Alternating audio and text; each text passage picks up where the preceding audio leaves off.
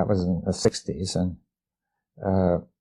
I wrote a book on special relativity with an appendix which I devoted to perception. And I said about perception is that it's a dynamic process, that we are constantly doing things and then seeing what happens, right? Handling objects and seeing what happens, or move. Everything must move. The eyeball must move in order to show light, to show form.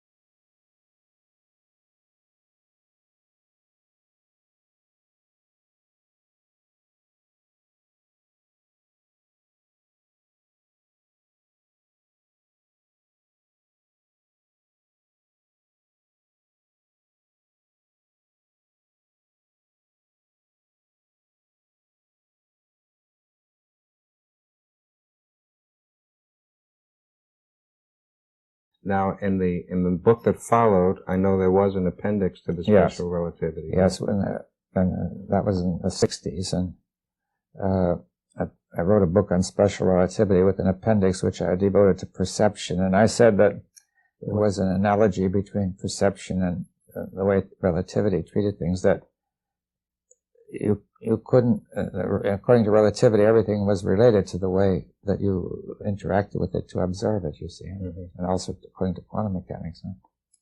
Now, see, the point about perception is that it's a dynamic process, that we are constantly doing things and then seeing what happens, right? Handling objects and seeing what happens, or move. Everything must move. The eyeball must move in order to show light, to show form. And it's an active process.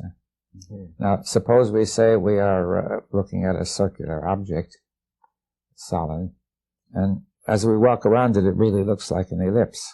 You know, an artist draws it that way, with perspective. But we know by now that there are different appearances of the circle. We say really it's a circle which is solid, right? So we could say the ellipse is their appearance and the circle is the essence, right? But then scientists came along and said that's only an appearance too, because the circle is made of a lot of atoms. It's really mostly empty space, atoms moving there. And therefore the atoms are the essence. So, but then others, later on, they came along and said these atoms are made of smaller objects, they're mostly empty space. Atoms too are appearances. And then these smaller objects were found to be made of quarks and so on. There were electrons and protons then made of quarks, and then they said these are fields. And see, they're looking for a theory of everything, but it keeps on receding, right?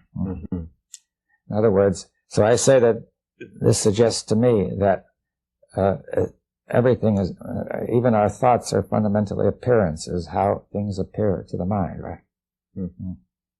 And we by combining many views of the object, we understand the object. Say in the stereoscope, 2 views give 3 dimensions. Is that clear? Yeah. So by combining many views of the circle, of this object, we get the notion it's a circle. By combining it with the scientific view, we get another view on it, a circle which is made of atoms. But then another view is the atoms are constituted of smaller particles and so on. The more views we get that we can integrate and make coherent, the deeper our understanding of the reality is, right? But I say the reality, the essence would be called the true being. That really we never get hold of, right? It's unlimited. Everything, every view is limited. It's like a mirror looking this way. Many mirrors. Each one gives a view, a limited view. Right? But see, so I said theories don't give final true knowledge. They give a way of looking. The very word theoria in Greek means theater, same. It's sort of a theater of the mind that gives insight into the thing, right? And therefore, you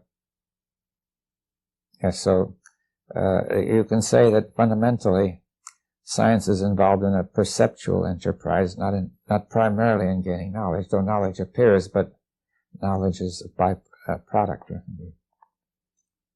And by understanding the thing, you can coherently, then our contact with it, as long as it is coherent, it shows that our understanding is correct. You see, we must distinguish between correct appearances and incorrect appearances, or illusory. Right?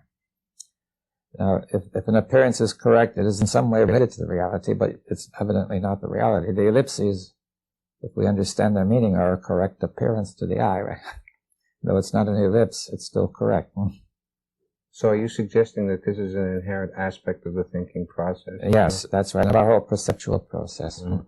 Our thinking process should be called an extension of our perception when done rightly. Not primarily the accumulation of knowledge, which we put into various records.